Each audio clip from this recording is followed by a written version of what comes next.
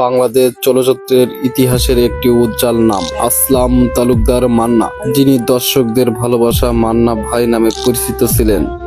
Action, romance, পরিবার সব চরিত্রেই যিনি ছিলেন অনন্য। কিন্তু 2008 সালের 17ই ফেব্রুয়ারি সেই দুপুরটা পুরো জাতিকে কাঁদিয়ে দিয়েছিল। আজও আমরা ফিরে সেই দিনের স্মৃতিতে, সেই পরিস্থিতি, সেই মুহূর্ত এবং জানাজার ঘটনা সহ ইমামের সাক্ষাৎকার, সত্যের সন্ধান। সাথে আছি আমি গাজী ইসরাফিল। সেদিন ছিল সোমবার। ঢাকা উত্তরা এলাকার নিজের বাসায় হঠাৎ অসুস্থ হয়ে পড়েন মান্না। স্ত্রীর ফোনে পরিবার ও সহকর্মীরা দ্রুত তাকে হাসপাতালে নেওয়ার চেষ্টা করেন। শ্বাসকষ্ট ও বুক ব্যথা।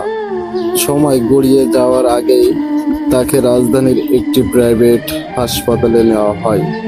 চিকিৎসকদের সর্বোচ্চ চেষ্টার পরে দুপুরের দিকে তারা জানিয়ে দেন নায়ক মান্না আর বেঁচে নেই।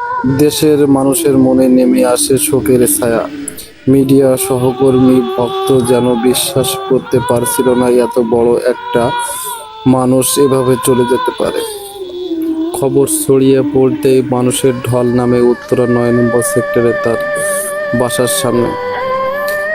কেউ কান্না করছে, কেউ স্তম্ভ দাঁড়িয়ে আছে। সহশিল্পীরা বলছিলেন মান্না ভাই আমাদের ইন্ডাস্ট্রির স্তম্ভ ছিলেন। অনেকে আবার তাকে শেষবারের মতো এক নজর দেখার ভিড় জমাতে থাকেন। আমরা এখন কথা বলবো মান্নার জানাজার পরিচালনা করা ইমামের সাহেবের সাথে। নাম ছিলাম উদ্বোধনের দিন থেকে নিয়ে 23 বছর ইমামতি করেছি।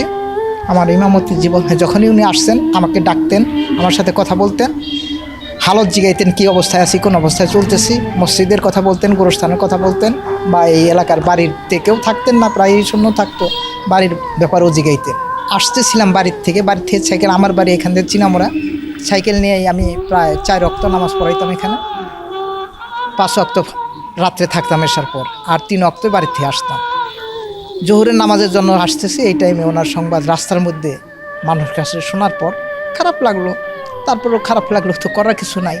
আর আসছি যখন আইসা দেখি লোকে লোকারণ্য এলাঙ্গাতে, কোথাও কোনো সাইকেল, রিক্সা যে রাস্তাগুলো ছিল এগুলোর মধ্যে চালানোর মতো কোনো সুযোগ নেই, এত লোক জমে গেছে।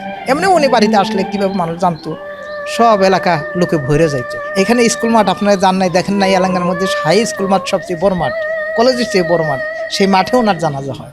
এমনকি আজকে ওই মাঠের পরে মার্কেট হয়েছে, এই মার্কেট ছিল না, বোয়াপুর রোড, এই রোডটাও জাম হয়ে গেছিলো। এই রোড দিয়ে কোনো গাড়ি চলাচল করতে পারে নাই ওনাকে দাফন করার আগ মুহূর্ত পর। জানাজা আমি ওই স্কুল মাঠেই আমি পুলিশের হেফাজতে আমাকে নেওয়া হয়েছে লোকের জন্য। পরে নিয়ে দাঁড়া করে দিছে, ওনার জানাজা আমি পড়ছি। আসলে একজন মানুষ যখন অসুস্থ হয়ে মারা যায় বা বয়স হয়ে মারা যায়, তার প্রতি একটা ভাব হয়। আর একজন মানুষ সুস্থ অবস্থায়, যে সদা সুস্থ, সব কাজ নিয়ে ব্যস্ত, হঠাৎ করে তার মুখ খবর শুনলে তো এটা খারাপ লাগার সবারই কথা।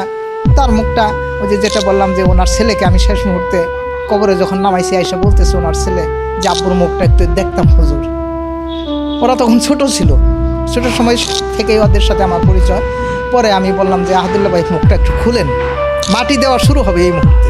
পরে খুলে দিছে। পরে সিয়াম শেষ মুহূর্তে দেখছে। তারপরে ওনার মুখটা আগের যেভাবে ছিল, যখন ছবির মধ্যে যেরকম মুখটা ওইরকমই ওনার ছিল, কবরেও দেখছে। উনি শেষ মুহূর্তের একটা কথা উনি আমাকে বলছিল যে হুজুর আমি সৌদি যাইতেছি, আল্লাহ ওনাকে হায়াত দেয় নাই, আপনার জন্য আমি একটা যেটা পরে খুতবা দেওয়া হয়, এই জামাটা আপনার জন্য আমি কিনে নিয়ে আসবো। এই কথাটা উনি আমাকে অনেক ভালোবাসতো, উনি অনেক মহব্বত করতো। মানুষের চাওয়া পাওয়া তো আসলে দুনিয়াতে পূরণ হয় না, চাওয়া পাওয়া পূরণ হয় না। ওনার ইচ্ছা ছিল, এটাই আমার মনে থাকবে যতদিন আমি দুনিয়াতে থাকবো, যে তার মনের একটা সদিচ্ছা, এই সদিচ্ছা সকলের মনে জাগে না।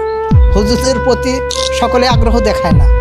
অনেক ধনী লোক আছে, তারা হুজুরদের প্রতি অত আগ্রহ দেখায় না। ওনার আগ্রহ ছিল মসজিদের প্রতি, গুরুস্থানের প্রতি, বা আমার প্রতি উনি অনেক সদ্ব্যবহার দেখেছে। অনেক মান্নার জানাজায় অনুষ্ঠিত হয় উত্তরা 4 নম্বর সেক্টরে বিভিন্ন স্থানে হাজার মানুষের উপস্থিতি। শিল্পী, পরিচালক, রাজনীতি, সাধারণ মানুষ সবাই ছুটে এসেছিলেন। চোখের পানিতে বিদায় জানানোর হয় বাংলাদেশ চলচ্চিত্র কিংবদন্তি এক নায়ককে। মান্না শুধু একজন নায়ক ছিল না, ছিলেন একজন মানবিক, ভদ্র এবং মানুষের শিল্পী। সিনেমার পর্দায় তিনি ছিলেন সাহসী আর বাস্তবের। জীবন ছিল অহংকারী এক মানুষের। আজ তার মৃত্যুদিনের স্মৃতি আমাদের আবার স্মরণ করিয়ে দেয়, ভালো মানুষে কখনো হারিয়ে যায় না, তারা মানুষের হৃদয় চিরদিন বেঁচে থাকে। যশোর নিউজ, সত্যের সন্ধান। সাথে ছিলাম আমি, গাজী ইসরাফিল। ধন্যবাদ।